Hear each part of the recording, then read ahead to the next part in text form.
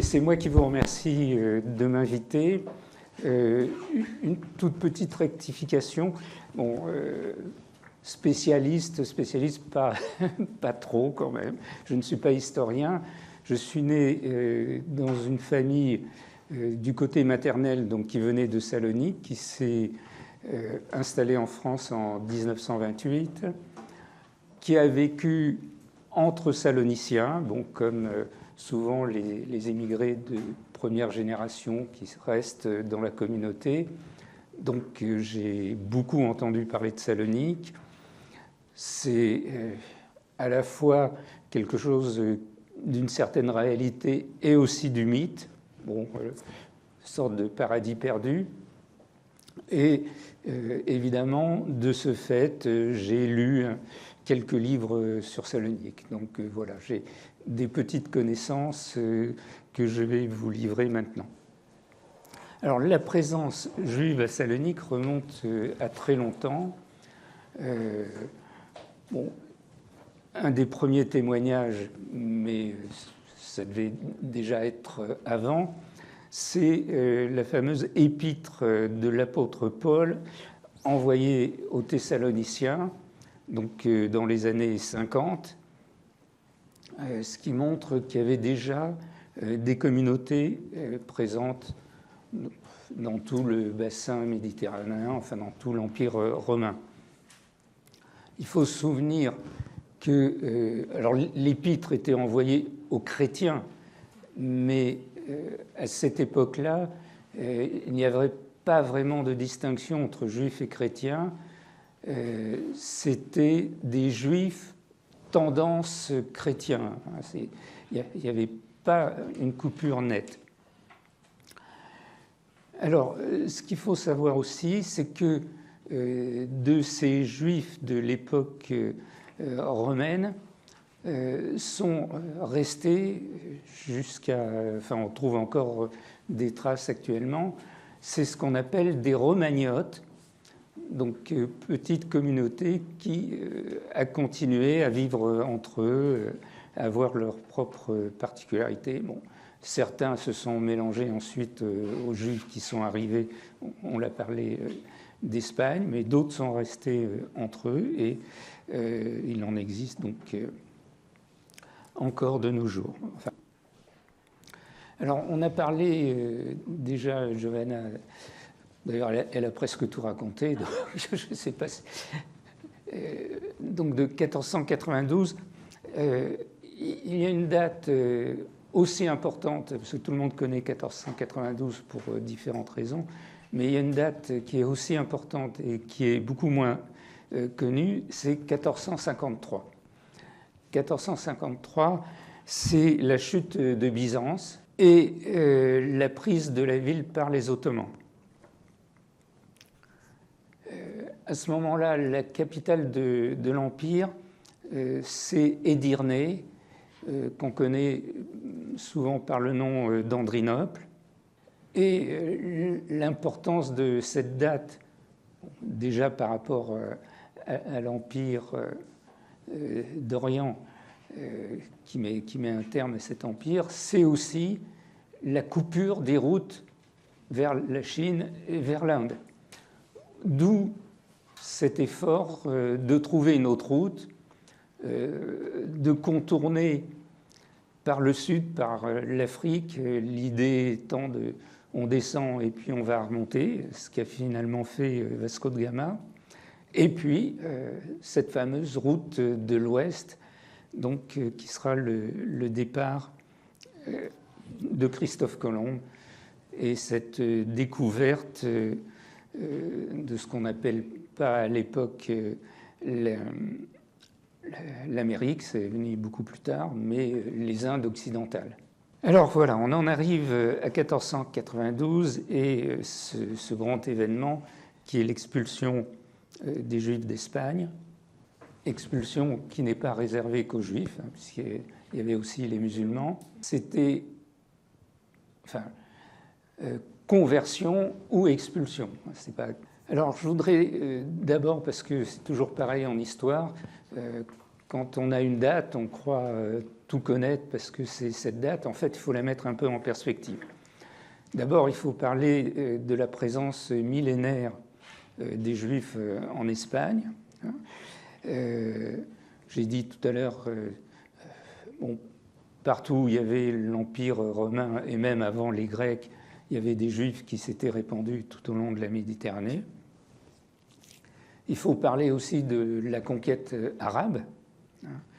En Espagne, 7 siècles avec alternance de guerre et de coexistence, avec cette particularité, je dirais, ô combien sympathique qu'il faudrait peut-être rajouter dans les temps modernes, à savoir que le vendredi, on ne faisait pas la guerre parce que c'était le jour des musulmans. Le samedi, on ne faisait pas la guerre parce que c'était le jour des Juifs, et le dimanche, on ne faisait pas guerre parce que c'était le jour des chrétiens. Bon, c'est peut-être quelque chose qu'il faudrait adapter dans les temps modernes, ça serait pas mal. Oui.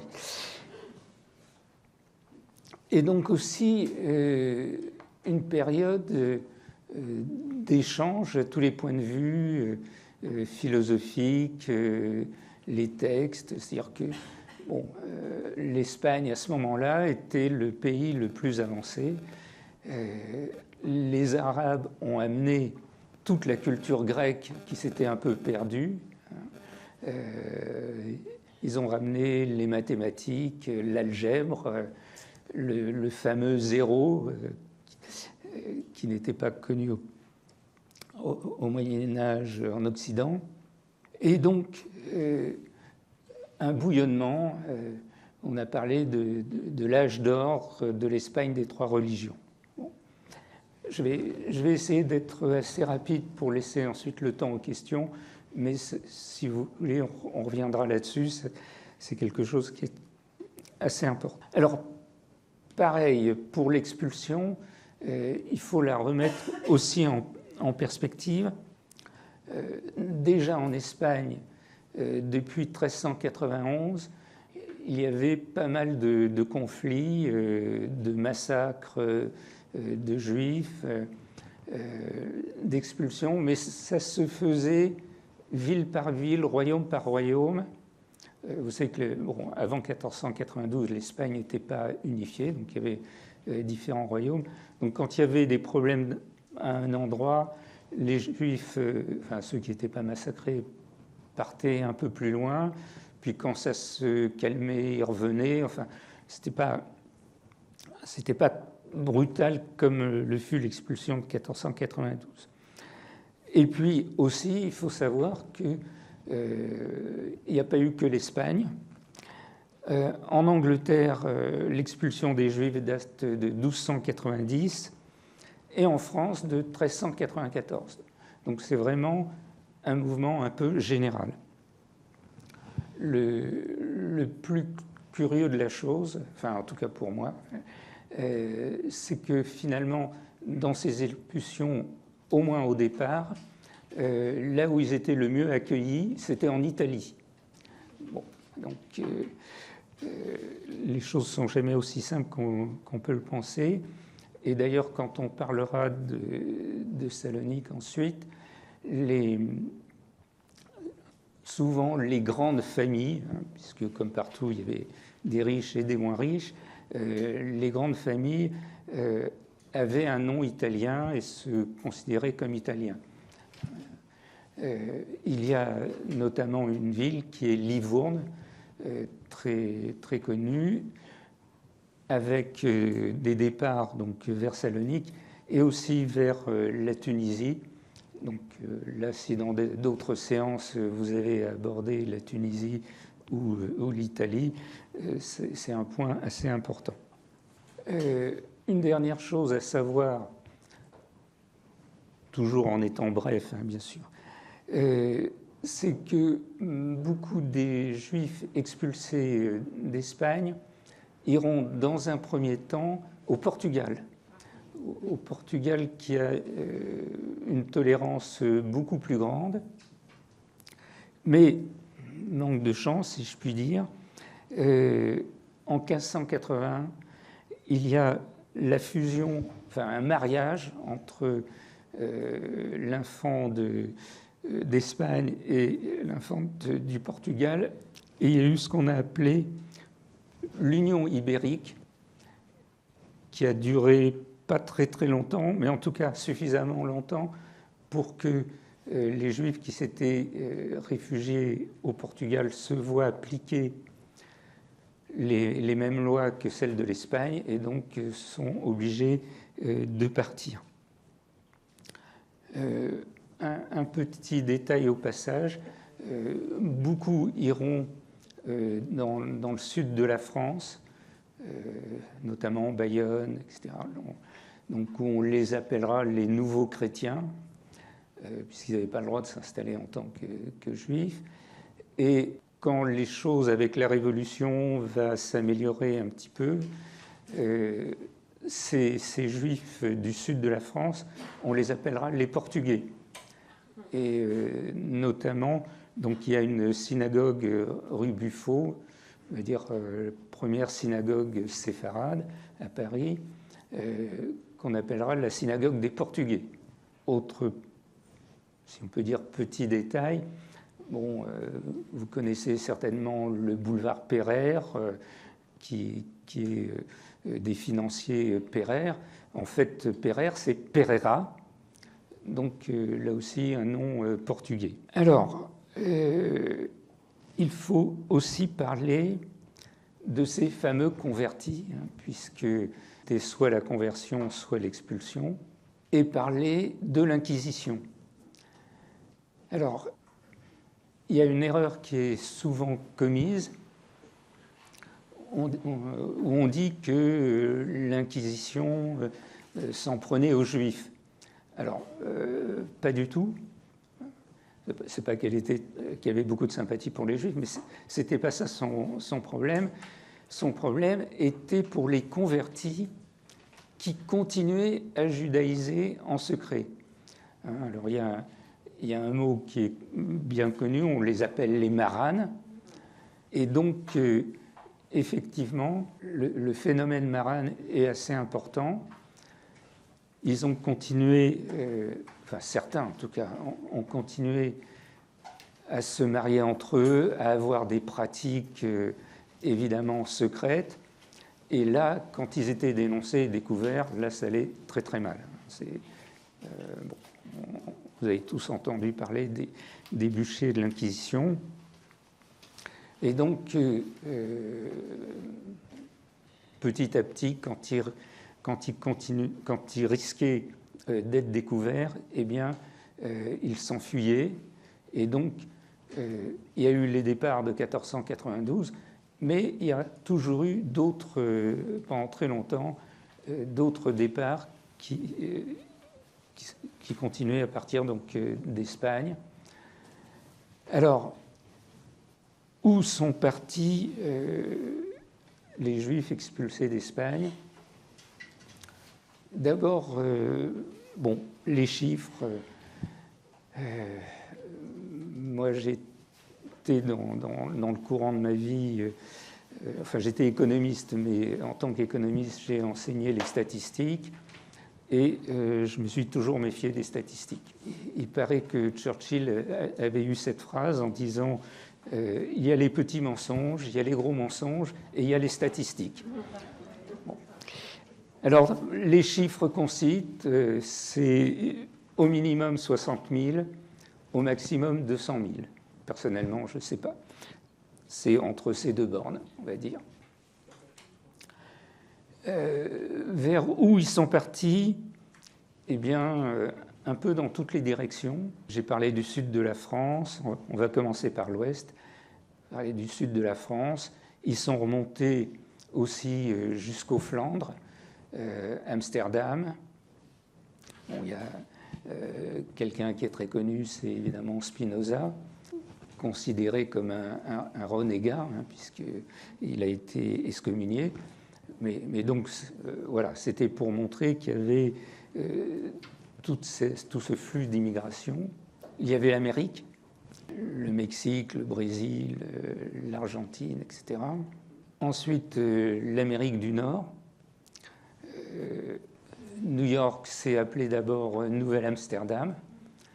Et comme les Hollandais étaient un peu plus tolérants que le reste de la population à l'époque, ils ont pu s'installer. Il y a eu les premières synagogues en Amérique du Nord venaient donc de ces juifs descendants des expulsés d'Espagne. Dans les Caraïbes aussi, énormément. Il faut savoir que certains, comme toute la population, ont été, on va dire entre guillemets, des esclavagistes. C'est-à-dire ils ont importé des esclaves, ils les ont fait travailler. Il y a aussi tous ceux qui sont partis vers le sud, donc l'Afrique du Nord. Et là, avec deux cas différents. Bon, là aussi, je vais être très rapide. Donc, là où il y avait déjà des Juifs bien implantés et entre guillemets majoritaires, ils se sont fondus dans ce qui existait déjà et donc sont devenus des Juifs des pays arabes, donc qu'on appelle aujourd'hui séfarades. Peut-être on reviendra sur ce nom. Dans certaines parties, notamment les Juifs, enfin le nord du Maroc, ils ont gardé leurs coutumes espagnoles et la langue espagnole. Alors sur la langue, j'en dirai pas plus puisque Dominique va intervenir ensuite pour expliquer un petit peu ce judéo-espagnol. Et puis alors, voilà, on en arrive au sujet qui nous intéresse, à savoir tous ceux qui sont partis vers l'Empire ottoman. Et alors, l'Empire ottoman, excusez-moi encore deux mots avant d'arriver à Salonique, à son apogée, il faut quand même savoir qu'il allait à la frontière italienne, aux portes de Vienne, et quasiment tout le tour de la Méditerranée, la Tunisie, Algérie, je ne sais pas, mais pas le Maroc. Donc l'Empire ottoman, c'est très très vaste. Là, je parle donc de l'Est, nord-est de cet Empire ottoman. Alors, la question a été posée par Giovanna, pourquoi Salonique ?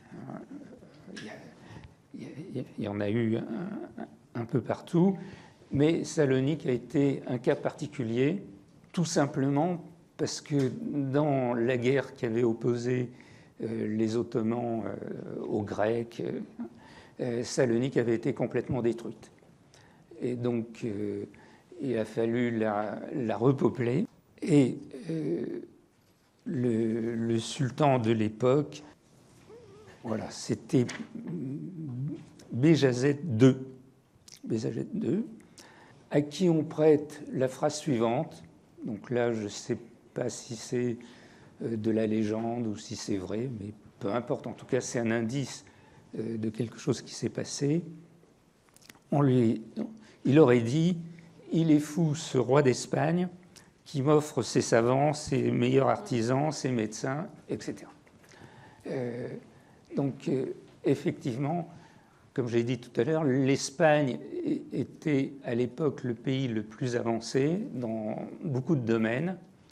Et donc, les Juifs ont amené avec eux toutes les arts et les sciences qui étaient développés à cette époque en Espagne. Alors, il y a notamment deux domaines très importants où on retrouve des traces encore à l'heure actuelle. C'est la médecine. Il y a eu beaucoup de médecins juifs et la cour du sultan a bien profité, on va dire. Et ils ont amené, alors pour d'autres raisons, mais ce sont les Juifs qui ont amené l'imprimerie.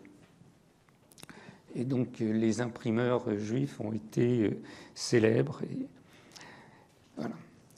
Donc bien accueillis, ils ont repeuplé Salonique On a retrouvé dans le cimetière des stèles qui dataient du début du XVIe siècle. Donc la grande particularité de la ville, c'est que effectivement,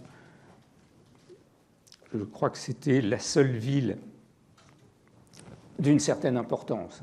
Bien sûr, il y avait d'autres villes, plutôt villages en Europe, où la population juive pouvait être majoritaire, mais c'était la seule ville où les Juifs étaient majoritaires, où ils parlaient ce fameux espagnol et où les autres communautés, si je puis dire, étaient obligées d'apprendre ce judéo-espagnol pour commercer avec les Juifs. Alors là aussi, un chiffre qui vaut ce qui vaut, mais en tout cas qui est un indice. On dit qu'à la fin du XIXe siècle, sur une population d'environ 100 000 habitants, 80% de la population était juive, qu'on ne retrouve pas ailleurs. Salonique était appelée la Jérusalem des Balkans. Il faut savoir, bon, c'était un grand port, et donc le samedi, le port était fermé, on ne travaillait pas, le Shabbat, on ne travaille pas. Le train, la compagnie de train était tenue par les Juifs, donc le train ne roulait pas le samedi. Et je regarde si je ne suis pas trop long, donc pour l'instant ça va. Et s'il me reste un peu de temps, par la suite, je vais vous raconter une anecdote personnelle. Donc, au départ, tout se passa plutôt bien. Donc, il faut savoir que les musulmans turcs étaient plutôt tolérants. Alors, évidemment, les juifs et les autres minorités étaient de seconde classe. Hein. Bon, il y avait les musulmans et les autres, mais il n'y avait pas d'interférence dans la religion. On pouvait travailler comme on voulait, on pouvait garder ses coutumes.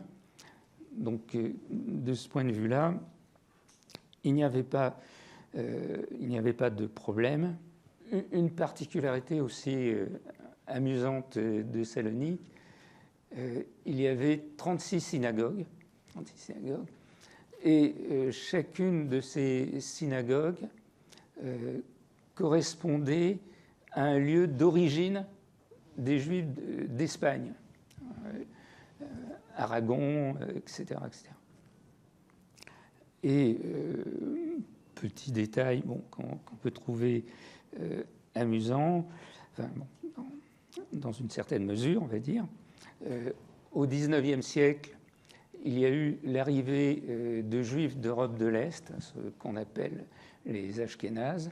Donc, là, les pogroms en Europe de l'Est, ils ont été accueillis par les Juifs de l'Empire ottoman. Et donc, il y a une synagogue qui leur a été dédiée. Alors, en judéo-espagnol, synagogue, on dit cal. Et donc, le cal del Hajo, c'est-à-dire la synagogue de l'ail. Les Ashkénazes étaient réputés pour manger beaucoup d'ail, contrairement aux séfarades. Toujours dans les indices comme ça, qui montrent une présence.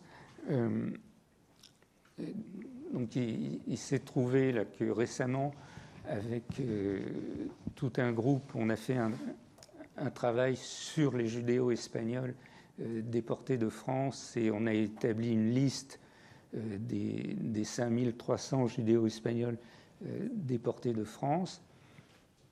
Alors évidemment, les noms les plus courants, c'est Cohen et Lévi, c'est pas une surprise. Mais dans les autres noms très courants, il y a Eshkenazi. Donc Ashkénazi, c'est un nom judéo-espagnol, mais qui montre que c'était des Ashkénazes qui se sont intégrés à une communauté judéo-espagnole. Donc, comme je vous l'ai dit, ça se passait plutôt bien. Il y a eu quand même une grande crise en 1665, avec alors celui que les judéo-espagnols ont appelé le faux prophète Sabbatai Tzvi. Alors, on l'écrit de différentes manières. Bon, la plus courante, c'est Z-E-V-I-E, donc qui est parti de Smyrne, qui s'appelle maintenant Izmir, donc qui s'est prétendu Messie. Il faut savoir aussi que en Espagne, quand les Juifs étaient là, s'est développé ce qu'on a appelé la Kabbale, le livre le Zohar, et donc il y a eu toute une tendance extrêmement mystique du judaïsme. Il y avait toute une étude sur les chiffres, etc. Bon. À travers toute cette tendance mystique, Sabbatai Tzvi s'est déclaré comme étant le Messie. Il a été dans toutes les communautés, s'est proclamé le roi, et il a entraîné beaucoup de gens derrière lui. Donc ça a commencé à faire beaucoup de désordre, puisque certains étaient pour, certains étaient contre, il y a eu des conflits énormes, à tel point donc que le sultan a été obligé d'intervenir. Bon, là aussi, est-ce que c'est vrai, est-ce que c'est la légende? Bon, ceux qui sont intéressés iront rechercher dans les livres d'histoire. En tout cas, ce qui m'a été raconté, c'est que le sultan l'aurait mis en face de 3 archers et lui aurait dit bah, « Si tu es le Messie, tu n'as rien à craindre. Et si tu refuses, tu te convertis à l'islam. » Donc il s'est converti. Bon, ce qui en soi est une histoire personnelle, on va dire, mais il a eu, beaucoup de fidèles qui se sont convertis également et qu'on a appelés les domnés, donc qui ont eu une espèce de pratique ressemblant un petit peu au maran, c'est-à-dire à la fois musulmans et quelque part un peu juifs, donc pareil, se mariant entre eux. Et donc depuis 1665, ça a continué, ils existent toujours. Et notamment par rapport à l'histoire de Salonique, c'était une partie de la population la plus éduquée, la plus modernisée, la plus en avance. Et ils ont eu un rôle qui a été la révolution turque après la guerre de 14-18. Notamment, on dit que Kemal Atatürk s'était réfugié à Salonique et qu'il avait trouvé refuge parmi ces domnés. Alors, on en arrive au XIXe siècle et notamment deuxième partie du XIXe siècle. Donc là, les choses commencent à changer beaucoup. Que Brodel avait appelé l'économie monde, c'est largement déplacé vers l'ouest, vers l'Atlantique, et donc la Méditerranée entre dans une période un peu de déclin, et Salonique n'échappe pas à ce déclin. Les grandes routes commerciales donc, sont maintenant vers l'ouest, et en même temps, Salonique est la porte d'entrée de cette modernité. J'ai parlé tout à l'heure du train, etc. Donc, dans la seconde moitié du XIXe siècle, il y a 3 grands événements à noter. en tout cas pour les judéo-espagnols de Salonique, l'arrivée de l'Alliance israélite universelle. Alors, c'est une alliance qui a été fondée à Paris par de juifs assez riches, etc., qui sont mis en tête d'éduquer les populations juives d'Orient qui semblaient assez attardées. Alors, dans tout le bassin méditerranéen se sont créées de telles écoles. Alors, l'Alliance israélite universelle existe toujours à Paris actuellement. Il y a encore des écoles, notamment au Maroc, il y a une école très célèbre. Mais donc, à la fin du XIXe siècle, elle s'implante dans l'Empire ottoman et l'élite parmi les familles judéo-espagnoles vont aller dans ces écoles, vont être éduquées en français, et donc notamment par rapport à la langue, les hommes éduqués par les Français et les femmes qui restaient à la maison par les judéo-espagnols. Le judéo-espagnol est ainsi petit à petit devenu la langue de la famille et surtout des femmes. Alors il y a aussi les écoles françaises dans l'Empire ottoman, il n'y avait pas que l'Alliance israélite. Il y avait d'abord d'autres écoles françaises. Ma mère, par exemple, a été dans une école de sœurs catholiques, donc, était éduquée en français dans une école de sœurs. Il y avait des écoles italiennes, des écoles allemandes, plutôt autrichiennes d'ailleurs.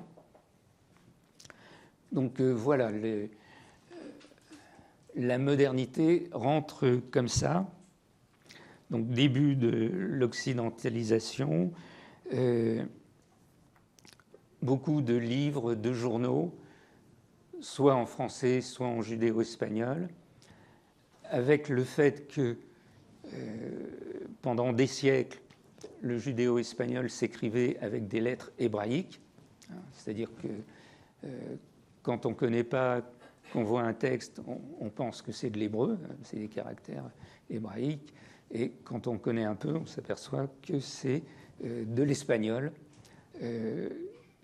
avec ces lettres hébraïques. Mais donc, dès cette fin du 19e, petit à petit, apparaissent des livres, des journaux avec des lettres latines.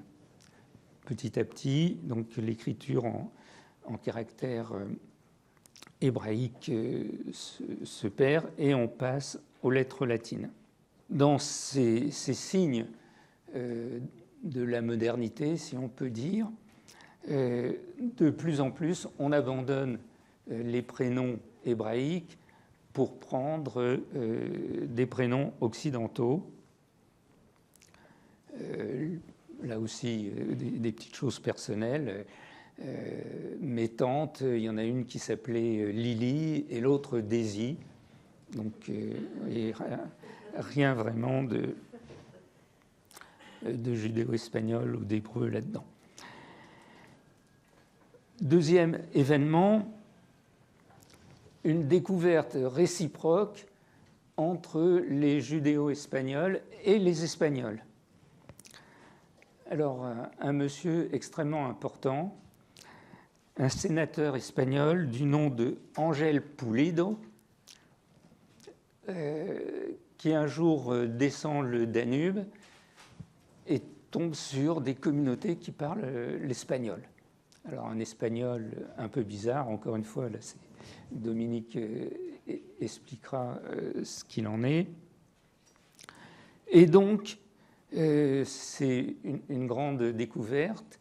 Il écrira un livre qui s'appelle Españoles sin patria, des Espagnols sans patrie, et il militera pour une reconnaissance de ces Espagnols par l'Espagne.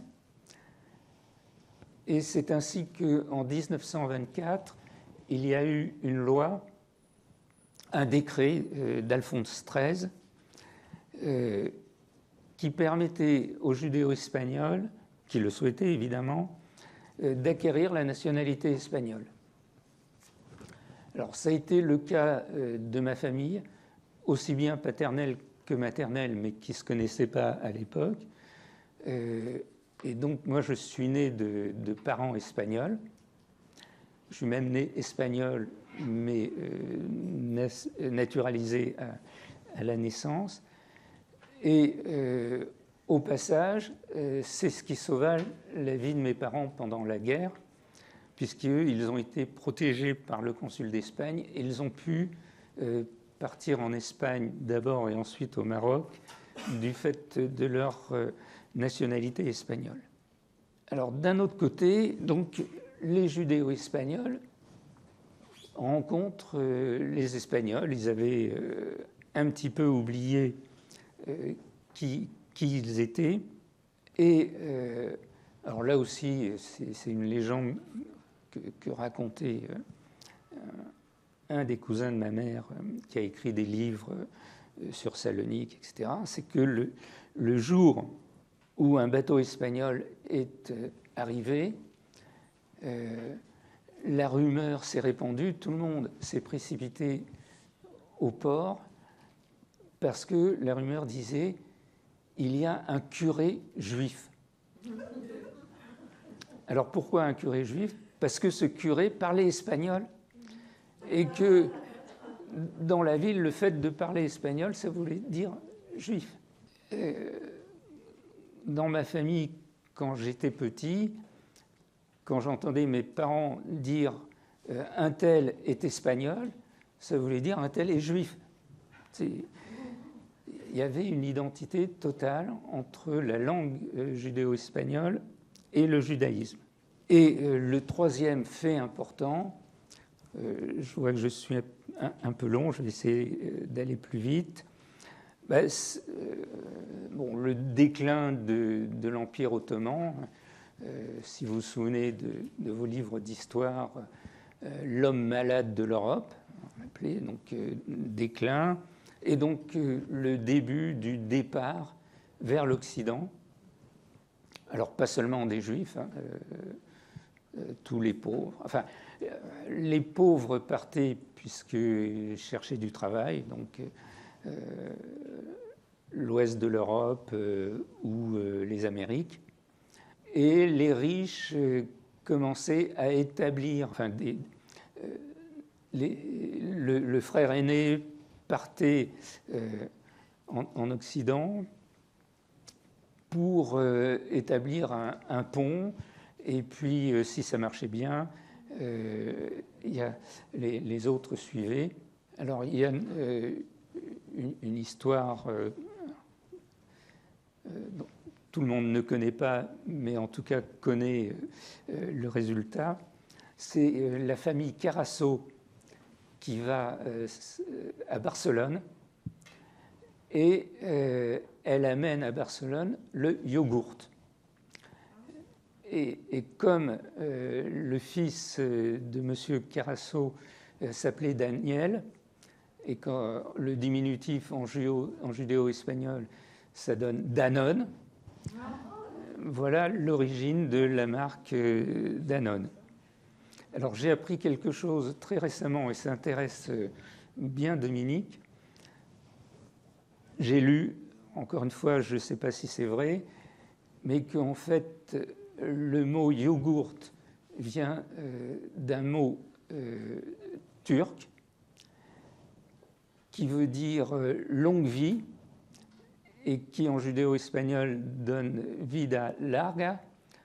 Or, le père de Dominique avait fondé une association qui s'appelait Vidas Largas. Petit clin d'œil personnel. Bon, alors j'arrive à des choses moins amusantes, c'est que j'appelle le terrible XXe siècle, qui a très mal commencé. vous connaissez le massacre des Arméniens, le génocide des Arméniens en 1915, mais déjà en 1905, il y avait eu un massacre des Arméniens. Et donc, ça a été un grand choc, parce que dans l'Empire, encore une fois, même si les Turcs musulmans étaient au-dessus, on va dire, tout le monde était mélangé. Tout le monde était mélangé. Je disais qu'à Salonique, bon, il y avait une majorité de Juifs, mais il y avait des Turcs, il y avait des Grecs, il y avait des Arméniens, il y avait des Albanais, des Bulgares, etc. La modernité a amené le nationalisme et la tendance à séparer les différentes communautés. Donc, ça a commencé par les Arméniens. Chaque nation donc, voulait son pays. Donc, les Grecs ont gagné différentes guerres par rapport aux Turcs. Et donc, en 1912, donc, Salonique revient aux Grecs. Les Turcs ont perdu cette partie de leur possession, on va dire. Et il se passe un événement très important, c'est qu'il y a un échange de population.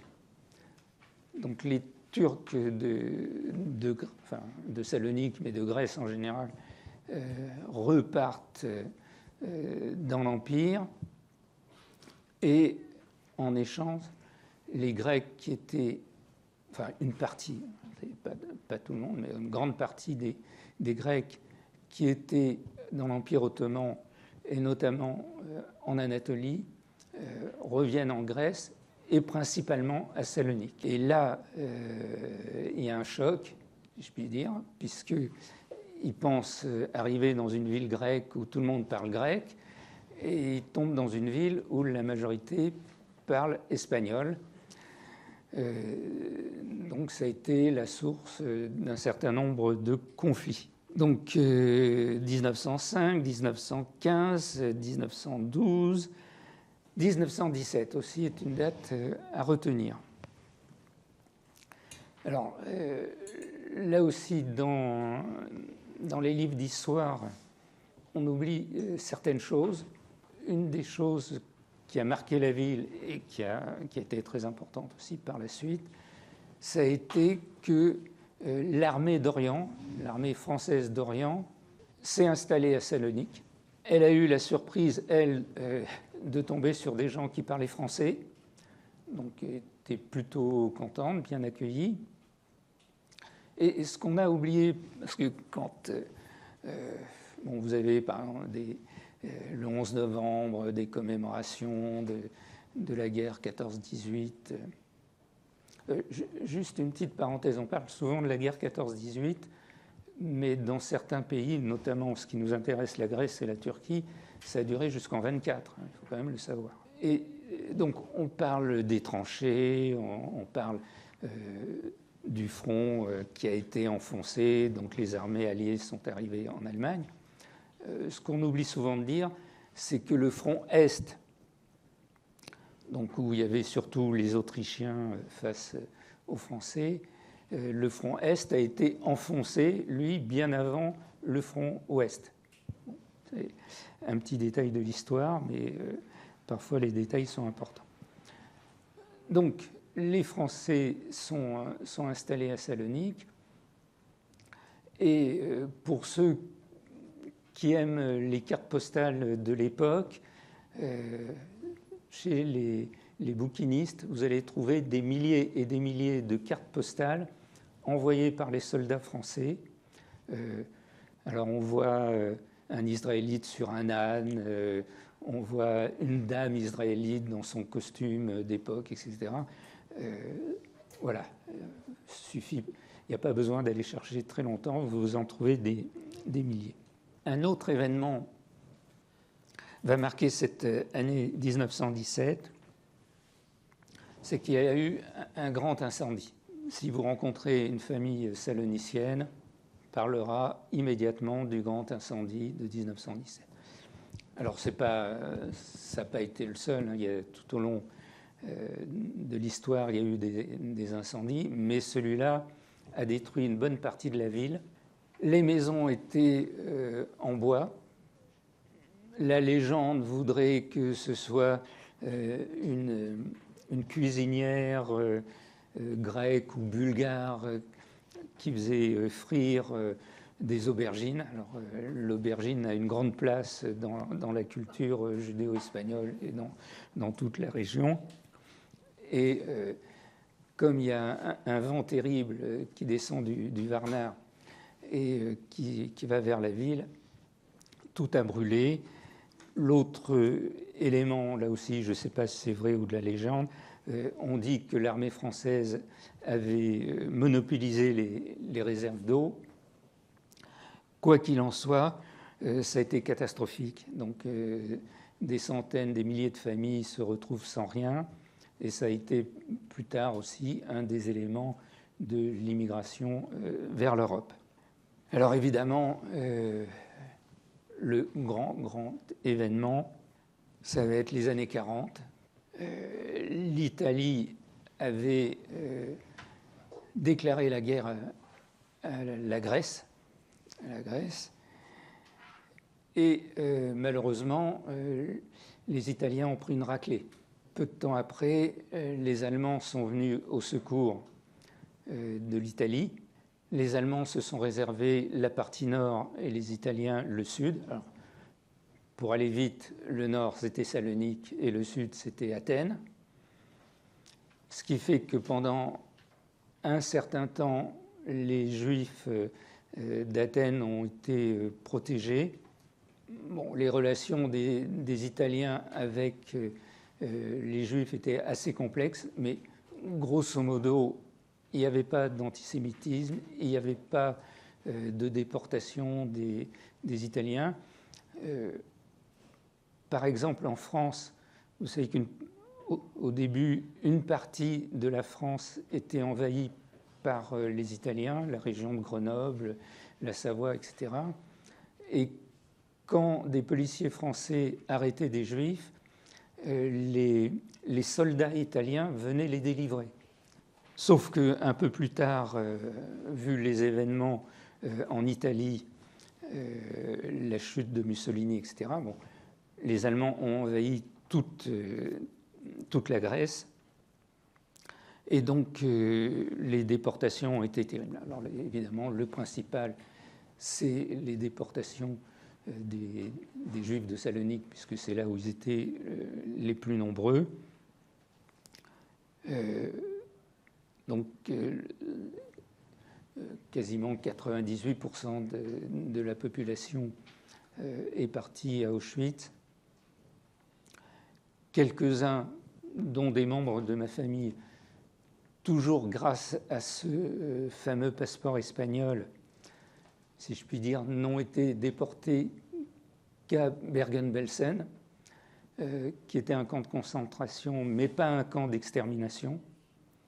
Donc, ils ont pu survivre, mais pour le reste, bon, ça a été terrible. Il est resté en 1945 que quelques survivants. Je voudrais citer deux noms, le rabbin Molcho et Joseph Nehama, grand érudit qui avait été directeur de l'école de l'Alliance israélite et qui ont fait un travail de mémoire extraordinaire.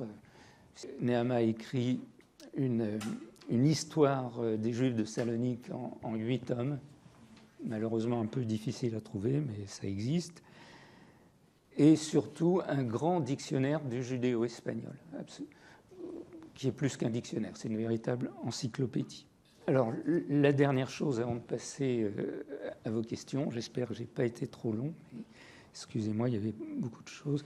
Une petite anecdote très significative qui se situe autour de l'année 2000. C'est un jeune salonicien, non juif, il n'en a quasiment plus, qui vient faire ses études en France. Et puis il a une petite amie qui s'intéresse à l'espagnol, tout ça, et qui l'amène à l'INALCO, c'est les langues orientales. Et il tombe devant une affiche où il y a marqué « L'espagnol tel qu'on le parlait à Salonique ». Et alors là, il éclate de rire. Il dit « Mais qu'est-ce que c'est, je vais rester poli, que cette bêtise? On n'a jamais parlé espagnol à Salonique ». Donc on lui explique l'histoire, etc. Donc il tombe des nues. À tel point qu'aujourd'hui, il a appris le judéo-espagnol et même il l'enseigne. Bon, ça c'est le côté personnel. Pour revenir en un mot sur la Shoah, il faut savoir que non seulement les nazis ont détruit des villes, mais ils ont voulu effacer toute la culture. Ils ont voulu effacer toute trace de présence juive. Et j'ai parlé tout à l'heure du cimetière. Le vieux cimetière a été complètement détruit. Ils se sont servis de dalles du cimetière pour faire une piscine. Bon, je crois que la folie humaine n'a pas de limite. Et c'est sur la place de ce cimetière qu'a été construite la nouvelle université de Salonique. Je suis maintenant là pour répondre à vos questions. Quand est-ce qu'on passe de Salonique à Thessalonique? Oui, alors, d'abord, c'était avant Thessalonique. C'était un empereur qui avait dédié à la ville le nom de sa fille. Et Thessalonique, mais là, il y a quelqu'un qui pourra certainement mieux expliquer que moi, c'est la victoire. Il avait dédié à sa fille la victoire qu'il avait eue dans une bataille. Voilà. Thessalonique, c'est le nom officiel quand les Grecs ont repris la ville. Mais pour les Juifs de Salonique, ça reste... Enfin, vous ne direz jamais à un judéo-espagnol que vous rencontrez... qui vient de Thessalonique. Vous répondra, je viens de Salonique. C'est resté comme ça. Allez-y. Bon, merci beaucoup Alain. Et, je voudrais juste donner deux indications. Alors, la première, c'était que pendant l'Empire ottoman, c'était une période multiculturelle pour tout l'Empire. Pourquoi? Parce que le sultan régnait avec, en démadant surtout les impôts de communauté. Il les laissait plus ou moins tranquilles. Au moment où il ne posait pas de problème, ils pouvaient avoir des écoles, parler leur langue, faire tout ce que vous voulez, garder leur culture et payer les impôts au sultan. Parce que elle était énorme, l'Empire ottoman, et il ne pouvait pas faire autrement. Il y avait des niches de guerre à gauche et à droite, mais ce n'était pas possible d'entretenir la moitié du monde connu à cette époque. Comme ça, alors c'était une bonne époque pour le multiculturalisme et les communautés vivaient côte à côte. Par contre, les fondateurs de la Turquie moderne, Kemal Atatürk, qui était né à Thessalonique, justement, c'est lui qui a réformé l'État, qui a fondé un État laïque, séparé de l'islam, et qui a réformé la langue, qui a mis l'alphabet latin pour les Turcs. Avant, c'était le vieux alphabet. Alors, par contre, lui, il était plus sévère sur la question de séparation ethnique.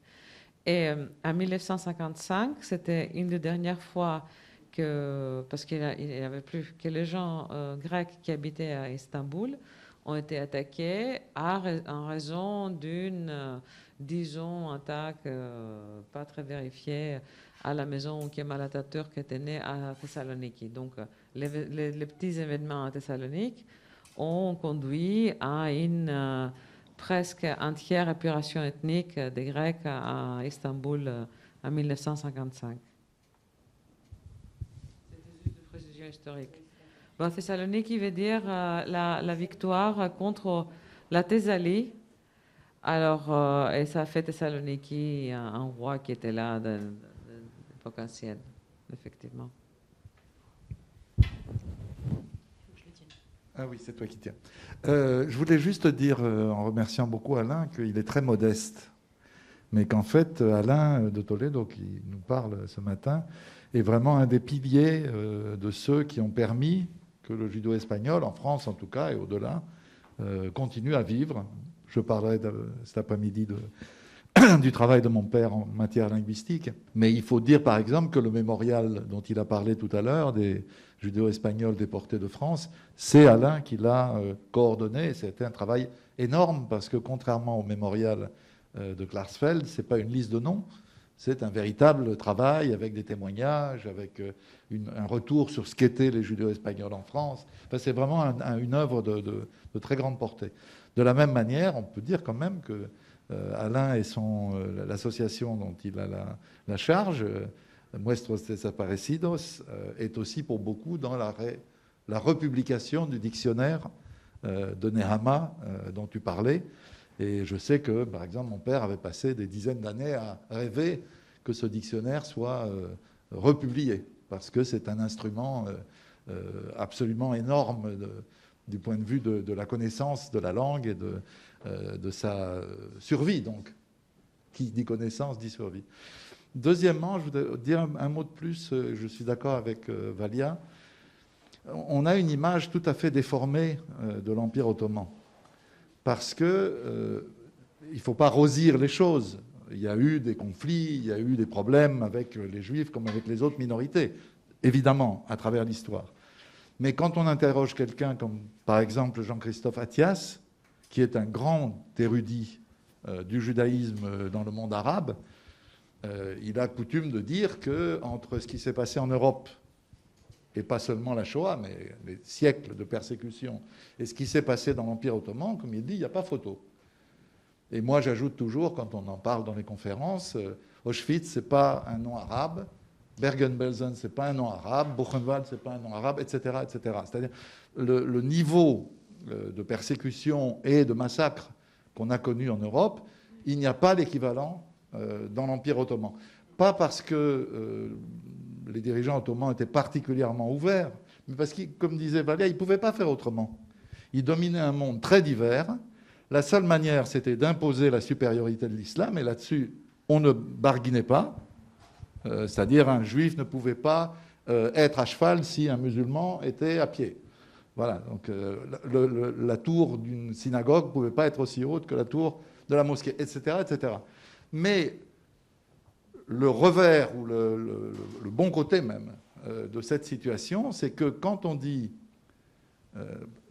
je ne veux pas parler de Zemmour, ce n'est pas le sujet, mais je veux dire, quand des imbéciles comme Zemmour traduisent le mot « dhimmi », le mot arabe « dhimmi », comme une sous-citoyenneté, c'est absolument faux. Le mot « dhimmi » veut dire « protégé ». Et effectivement, les dhimmi étaient inférieurs aux citoyens de première classe de l'Empire ottoman, qui étaient les musulmans, mais ils étaient protégés. Et on n'a pas de massacre, de grands massacres. Je mets à part l'Espagne, mais l'Espagne, ce n'est pas du côté ottoman qu'on a provoqué le massacre, c'est du côté espagnol, c'est la reine Isabelle, entre autres, il y a d'autres avant et d'autres après. Mais on a vraiment des communautés qui ont vécu côte à côte.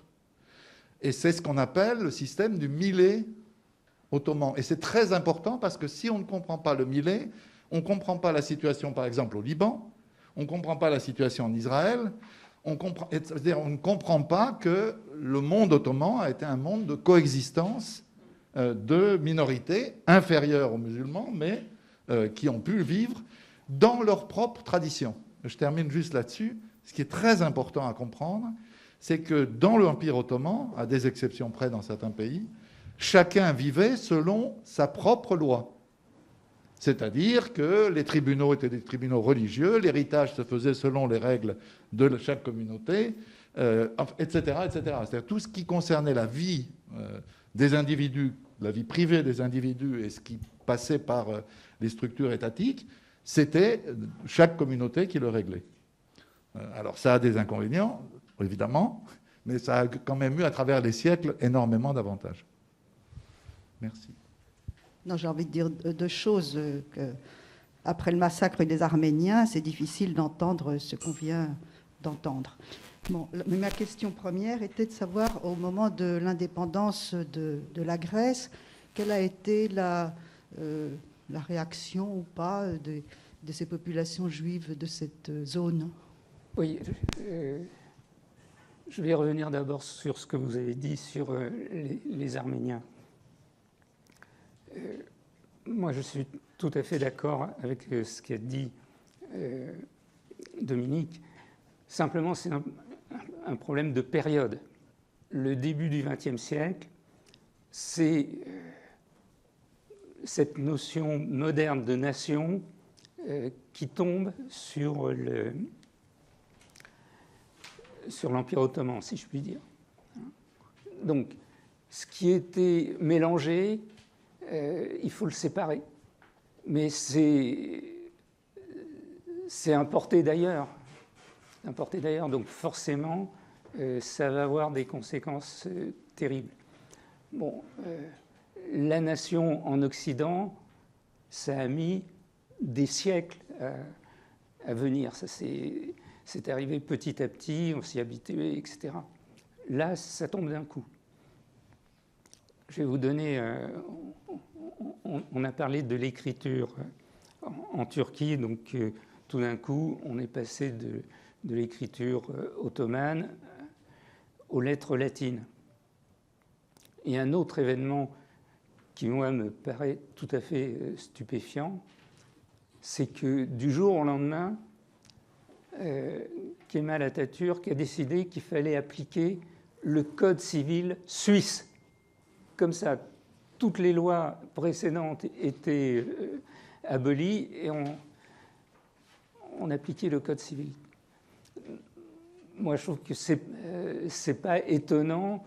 Enfin, je suis pas un grand spécialiste de géopolitique, mais c'est pas étonnant qu'il y ait un retour de bâton en Turquie. Voilà. Et sur les nationalités, je me permets d'interférer un peu sur cet après-midi. On peut comprendre ce qu'on appelle la question kurde. C'est-à-dire, voilà, les Turcs ont perdu, si je puis dire, petit à petit, des morceaux. L'Empire s'est rétréci comme une peau de chagrin. Et les seuls qui n'ont pas encore eu leur autonomie ou leur nation, c'est les Kurdes. Alors, c'est une question très compliquée, je ne suis pas spécialiste, je ne vais pas l'aborder. Mais on voit comment des nationalistes turcs peuvent être tellement à cran sur des questions comme ça. Donc c'est dans ce contexte-là qu'il faut comprendre les massacres des Arméniens. Alors, excusez-moi, du coup, j'ai oublié la deuxième question. De l'indépendance de la Grèce. Oui. Ben,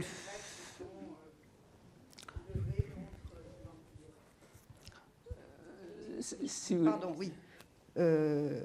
Au moment de l'indépendance de la Grèce, quand les Grecs se sont levés contre l'Empire.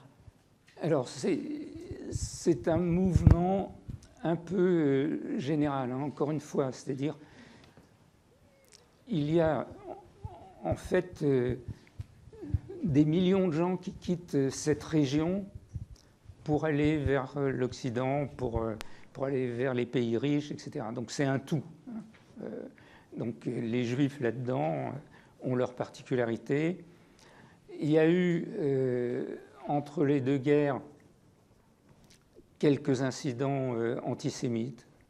Bon, rien à voir avec les pogroms d'Europe de l'Est. Dominique disait qu'il y avait, même quand ça se passait bien, il y avait toujours des petits conflits. Oui, le genre de conflit, c'est l'accusation de crimes rituels. Il y a un enfant grec ou arménien qui disparaît. Tout de suite, ce sont les Juifs qui l'ont assassiné parce qu'ils ont besoin du sang pour faire le pain azim. Enfin, bon, c'est...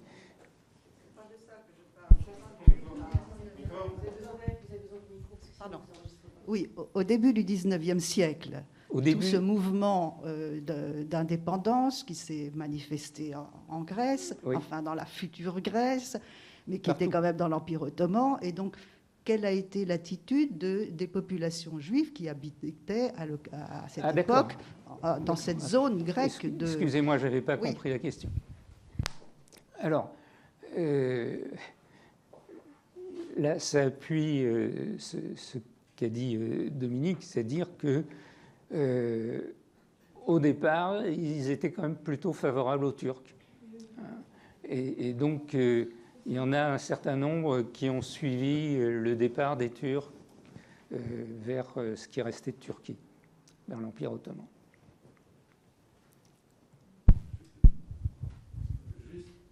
Juste pour dire, madame, c'est un malentendu évident. Oui, d'accord, mais oui, d'accord, mais on ne peut pas rester sur un malentendu comme ça. Je n'ai évidemment aucune sympathie pour les gens qui ont massacré les Arméniens, pour des raisons évidentes. Mais qui les a massacrés? Ce n'est pas le vieil empire ottoman qui les a massacrés, c'est les jeunes Turcs, appuyés par l'armée allemande. Parce qu'il faut savoir quand même qu'il y a une continuité dans les entreprises génocidaires allemandes. Ça commence en Namibie, ça continue avec l'aide au massacre et au génocide des Arméniens, et après, la suite est connue. Donc, c'est justement la destruction de l'Empire ottoman qui provoque cette résurgence d'un nationalisme inconnu à l'époque, pas seulement en Turquie. Hein, et ce nationalisme s'exprime, et c'est ça qui est tragique, par le massacre des Arméniens, qui est au fond l'acte fondateur de la République de Turquie moderne. D'où toutes les questions qui se posent encore aujourd'hui sur les Kurdes. Parce qu'il y a une difficulté, presque, je dirais, un ADN de la République moderne de Turquie, qui est né dans l'hostilité violente à cette propre minorité. Et ça, bon, on en a parlé ici souvent à l'IREMO, c'est une histoire turque qui continue, d'une certaine manière.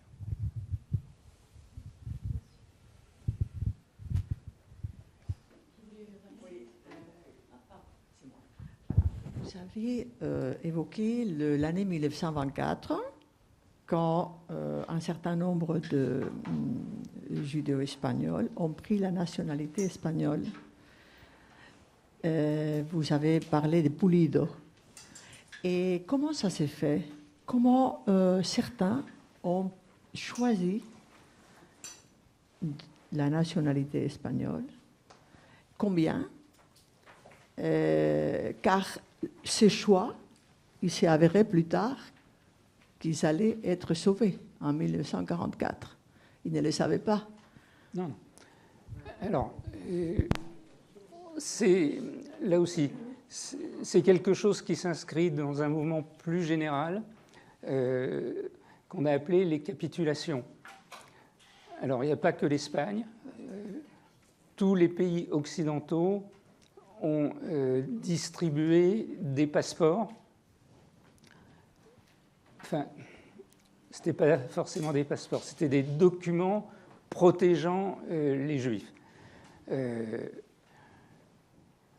Les Italiens, j'ai dans mes ancêtres un consul d'Italie à Edirne. Je pense qu'il n'avait jamais mis les pieds en Italie, mais bon, voilà. Donc, dans la tentative des nations européennes d'enfoncer des coins dans l'Empire ottoman, commencer à protéger les minorités, ça a été le point de départ. Alors maintenant, pourquoi certains ont choisi un passeport italien ou un passeport espagnol, etc., ça, je ne peux pas vous le dire. Et les Français qui l'ont fait? Les Français l'ont fait également, oui. Bien sûr. Par rapport à la langue, j'ai entendu parler du terme ladino. Oui. Est-ce que c'est une autre forme du judéo-espagnol? Alors, Le ladino, qu'est-ce que c'est? Ah, d'accord. Alors oui, il y aura une séance sur la langue, juste pour dire que on est un certain nombre à refuser l'emploi du mot ladino pour désigner la langue judéo-espagnole. Et donc Dominique vous expliquera, ça a été tout le travail de son père avec lequel je suis entièrement d'accord.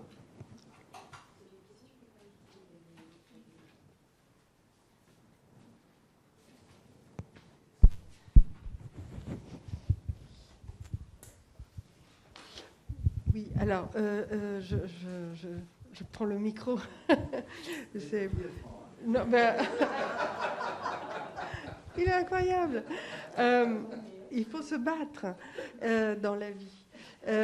Donc, merci infiniment. En fait, je voulais vous poser... D'abord, faire un petit commentaire sur l'Italie, dont je suis originaire moi-même. Et je trouve que vous êtes extrêmement indulgent avec l'Italie. C'est vrai que par rapport à d'autres pays qui ont massacré largement, c'est peut-être pas tout à fait dans la même configuration, mais pour les expulsions des Juifs, les Italiens n'ont pas été en reste. Ils ont accueilli des Juifs, oui, dans certains endroits. L'Italie n'existait pas. Ben oui, c'est ça. Donc chaque État avait sa propre politique. Et du coup, le Grand-Duché de Toscane accueillait à Livourne une énorme communauté qui après est partie ailleurs. Mais dans le sud de l'Italie, on a expulsé en 1492, exactement au même moment, on a expulsé massivement des Juifs qui sont allés d'ailleurs en Grèce, enfin, ça ne s'appelait pas comme ça, et à vivre à Salonique. Ça, c'est une petite remarque pour dire, on dit toujours que les Italiens sont sympas, accueillent, bras ouverts, etc. Il faut être un peu plus lucide, et ce n'est pas vraiment toujours le cas dans l'histoire. Et je voulais juste revenir à Salonique, la ville, pour vous demander, donc, dans une ville où il y a 80% de Juifs dans la population, il n'y a pas de ghetto. Ah non. Et c'est-à-dire que du point de vue de la structure de la ville et les quartiers, parce que par exemple à Smyrne, il y a des quartiers. À Salonique, comment c'était la mobilité interne à la ville? Est-ce que c'était plutôt les quartiers des pauvres et des riches, ou il y avait quand même des quartiers par nationalité? J'ai du mal à m'imaginer. Non, alors, comme vous dites, il n'y avait pas de ghetto, ce n'était pas possible, à partir du moment où environ 80% par contre, j'imagine que, oui, les Turcs devaient vivre entre Turcs, les Grecs entre Grecs, mais voilà, comme ça. Hein, pour prendre cet exemple, quand les judéo-espagnols sont arrivés à Paris, il y en a un certain nombre qui sont regroupés dans le 11e arrondissement. Il y a des coins du 11e qu'on a appelés à l'époque la Petite Turquie. Bon, voilà, ils sont un peu comme n'importe quel immigré cherche à se loger à côté des gens qu'il connaît. Bon. Non, il n'y a pas... en ce sens, c'est unique. C'est totalement unique, Salonique. Oui. N'est-ce pas? Par contre, le mot ghetto s'est appliqué en 1942 avec les Allemands qui ont regroupé les gens dans un coin de la ville avant de les déporter. C'est un nom vénitien, en fait. Vénitien.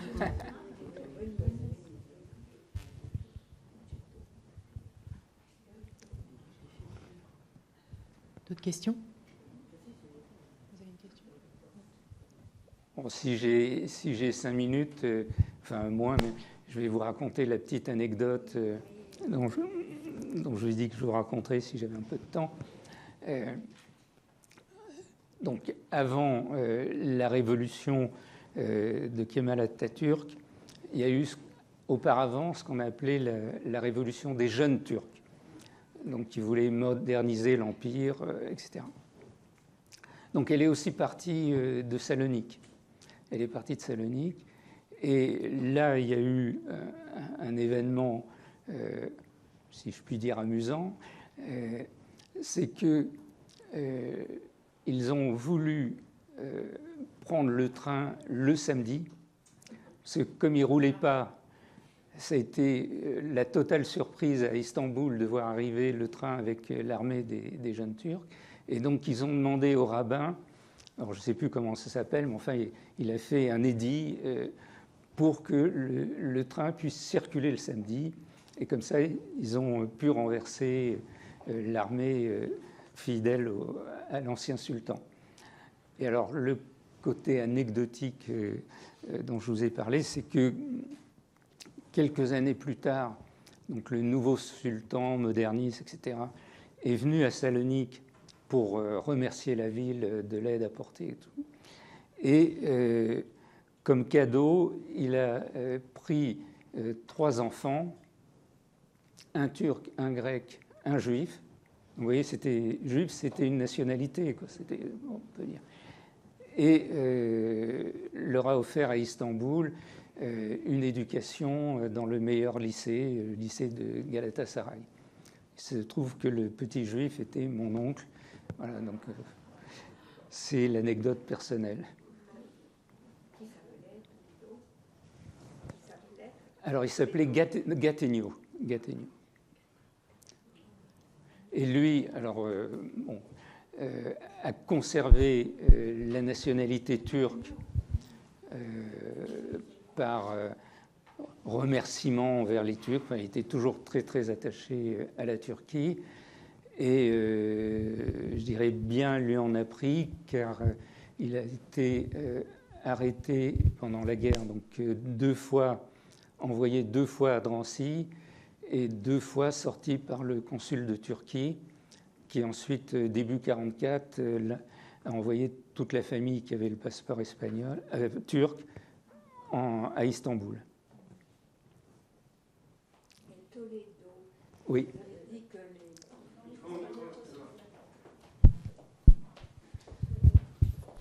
Vous avez dit que quand l'Espagne a reconnu la nationalité espagnole aux Juifs de Salonique, c'était d'après leur ville d'origine. Donc Toledo, c'est un rapport avec Tolède? Ah oui, Toledo, enfin, mon nom c'est de Toledo, c'est-à-dire venant de Tolède. Hein, Vous venez de Tolède. Il n'y a aucun doute là-dessus.